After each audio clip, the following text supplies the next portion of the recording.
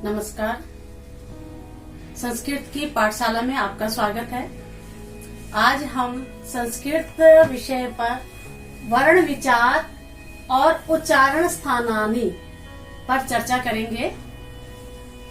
वर्ण विचार संस्कृत में संस्कृते एदाने षट् चत्वारिंशत् वर्णानां प्रयोगा भवति। संस्कृत में 48 वर्णों का प्रयोग होता है। ते मुख्यतया भागत्रयेण विभक्ता सन्ति। ये मुख्य रूप से 3 भागों में विभक्त हैं। स्वरा व्यंजनानि अयोग वहाश्चेति। स्वर व्यंजन और अयोग वहा। संस्कृत में 48 वर्णों का प्रयोग होता है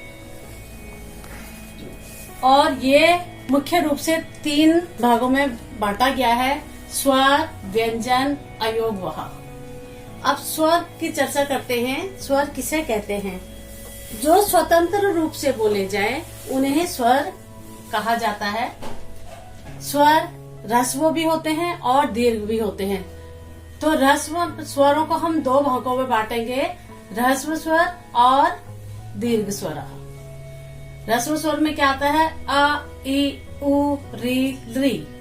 ये 5 हमारे ह्रस्व स्वर होते हैं, छोटे स्वर होते हैं जिनमें मात्रा कम लगती है। दीर्घ स्वर जिनमें मात्रा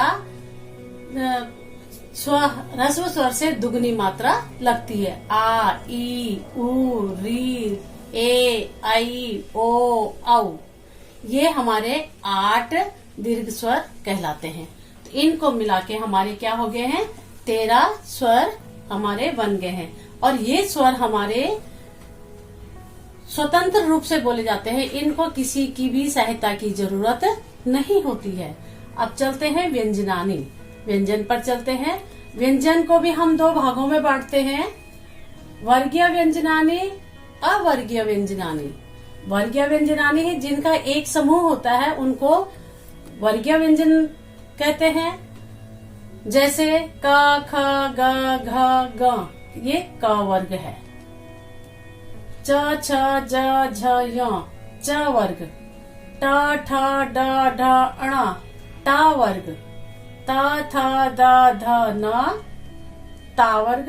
प, फ, ब, भ, म वर्ग, पा वर्ग।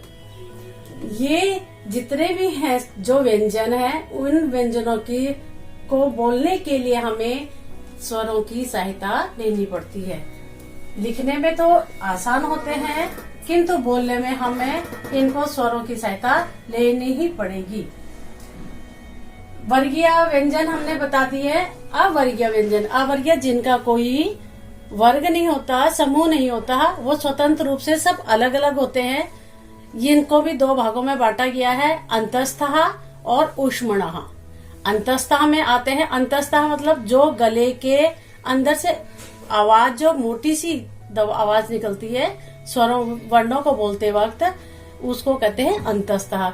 य, र, ल, व, ये 4 अंतस्थ वर्ण है।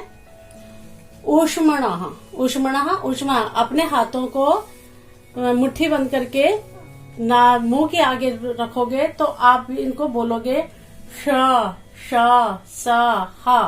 तो एक गर्म हवा हमारे हाथ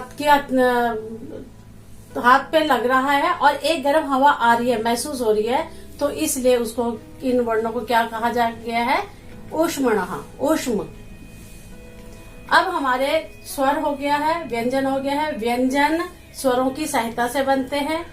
उसके बाद रह गया हमारा अयोग वहा। अयोग वहा में हमारे भी 2 वर्ण विभाजित होते हैं, अनुस्वार और विसर्ग। अनुस्वार जो हमारी केवल एक बिंदी मात्र लगती है, माँ हलंत होता है, और अगर माँ हलंत नहीं होगा तो ऊपर एक शब्द के ऊपर एक बिंदी आ जाती है, उसको अनुस्वार कहते हैं। विसर्ग ये 2 खड़ी बिंदियां होती हैं जिनको विसर्ग कहते हैं। ये जब शब्द के आगे लगता है, लास्ट में लगता है, तो ये ह का उच्चारण बोला जाता है। लिखते वक्त 2 बिंदियां होती हैं, किंतु उच्चारण के समय हमें इसको ह का उच्चारण करना होता है। जैसे राम माँ में हमने 2 बिंदी खड़ी बिंदी लगा दी, तो उसमें क्या करेंगे हम,